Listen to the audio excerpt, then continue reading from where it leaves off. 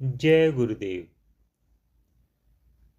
तो यहाँ कहा, सगुण प्रभु गुण सुनन विचारन, निर्गुण ब्रह्म निरूपण। यह बाहर की भक्ति है।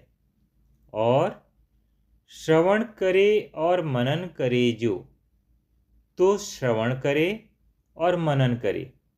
बाहर के उपदेश को श्रवण करे, अंतर के उपदेश को श्रवण करे। अंतर में क्रियाओं को श्रवण करे, अंतर के नाद को श्रवण करे। उनके ऊपर विचार करे, उन पर मनन करे, उनको समझने का प्रयत्न करे, उनके अनुसार अपने जीवन को ढालने का प्रयत्न करे। धीरे धीरे करके जैसे जैसे वो आगे बढ़ता चला जाएगा, उसका चित्त निर्मल होता चला जाएगा। भेद वह पावत श्रवण भक्ति। फिर इसको पता लगता है कि श्रवण भक्ति क्या होती है। श्रवण भक्ति ही आपको आरंभ से लेकर के अंत तक भक्ति के जो अन्य स्तर हैं, अन्य प्रकार हैं, श्रवण भक्ति ही अपने आप उन प्रकारों के रूप में विकसित होती चली जाएगी। श्रवण भक्ति बेस है, आधार है। अर्थात यह आधार ऐसा है कि वह बाकी के रूप अपने आप धारण करके यथा समय प्रकट होती चली जाती है। आपके अंतर में एक के पश्चात एक स्तर अपने आप उभरता चला आता है। तीर्थ शिवोम जो त्यागे नाना। नाना अर्थात जगत का नानात्व। जगत के अंदर कई प्रकार दृश्य हमको दिखाई देते हैं, कई प्रकार के जीव दिखाई देते हैं, कई प्रकार की आवाज़ें सुनाई देती हैं, कई प्रकार के प्रकाश दिखाई देते हैं, कई प्रकार के रस, कभी खट्टा, मीठा, कड़वा हमें खाने को मिलते हैं। कहीं हमको राग है, कहीं हमको द्वेष है। किसी को हम अपना समझते हैं, किसी को हम पराया समझते हैं, किसी को मित्र समझते हैं, किसी को शत्रु समझते हैं। यह सब नानात्व है। तो तीर्थ शिवोम जो त्यागे नाना, जो इस नानात्व को त्याग देता है। अब त्यागना अपने बस की बात नहीं। त्यागने के लिए तो वैसा चित्त विकसित होना चाहिए, और वैसा चित्त विकसित होना होगा श्रवण भक्ति के द्वारा। श्रवण भक्ति जब आपके अंतर में उसके लक्षण प्रकट होंगे, तब आपका चित्त शुद्ध होना शुरू होगा। और जैसे जैसे आपका चित्त शुद्ध होता जाएगा, वैसे वैसे जगत का नानात्व आप त्यागते चले जाओगे। अपने आप त्याग आ जाएगा। जगत त्यागने से नहीं त्यागा जाता।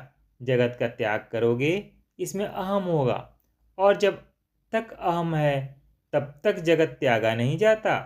तो जगत त्यागने से नहीं त्यागा जाएगा। जगत चित्त शुद्ध होने पर अपने आप आपका पीछा छोड़ देगा।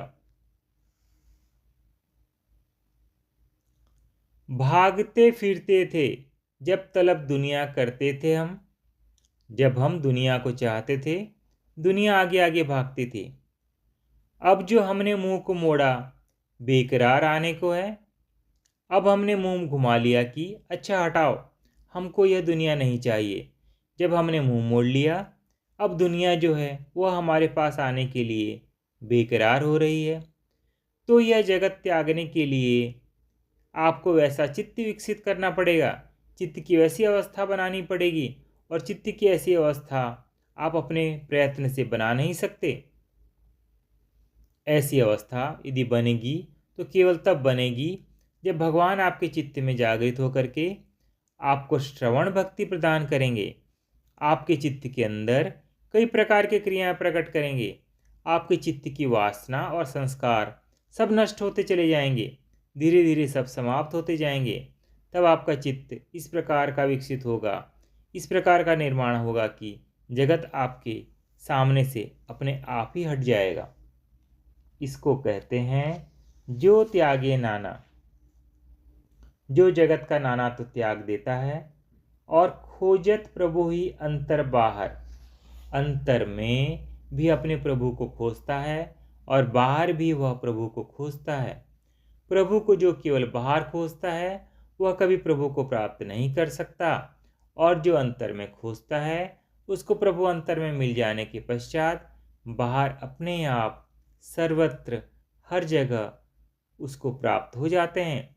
लेकिन यह अंतर और बाहर का अर्थ यह है कि जब उसकी दृष्टि बहिर्मुखी होती है तब भी वह आध्यात्म के विषय में ही विचार करता है, अध्यात्म के अनुसार ही चलता है। और जब अंतर्मुखी ध्यान के अंदर रहता है, साधना के अंदर बैठता है, तब तो फिर अपने अंतर में प्रभु की शक्ति की लीलाएं देखता है। इसको क्रिया कहा। यह और क्या है प्रभु की लीला? वैसे तो यह सारा जगत फैला है, इससे बड़ी प्रभु की लीला और क्या हो सकती है, जिसने इतना बड़ा जगत बना दिया। चंद्र, सूर्य, तारे, पहाड़, समुद्र, पता नहीं क्या क्या बना दिया, हमारे सामने उपस्थित कर दिया। और ऐसा उपस्थित कि कभी धूप है तो कभी छाया है, तो कभी वर्षा हो रही है तो कभी वर्षा बंद हो रही है, कहीं अतिवृष्टि है कहीं अनावृष्टि है। ऐसे नाना प्रकार के दृश्य, कई प्रकार के जीव, कई प्रकार के रूप, कई प्रकार के रंग, भगवान का यह सब नानात्व है। जो इस नानात्व को त्याग देता है, अर्थात जिसका चित्त इस योग निर्मित हो जाता है कि जगत की ओर से वह मुंह मोड़ लेता है और जगत उसके पास आने के लिए बेकरार हो जाता है, जब उसका लक्ष्य बहिर्मुखी होता है तब भी वह आध्यात्म के आधार पर ही सोचता है,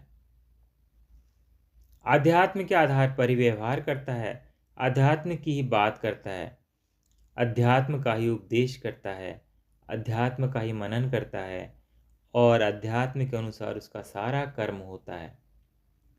और जब अंतर्मुखी होता है, ध्यान में बैठता है, साधना में बैठता है, तब फिर अपने अंतर में भगवान की शक्ति की लीलाओं को देखता है।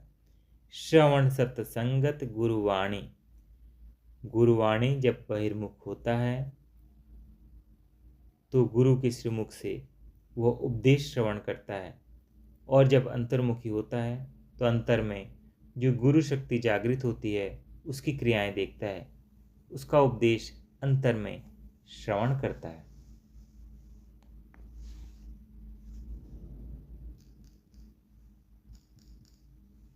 जय गुरुदेव।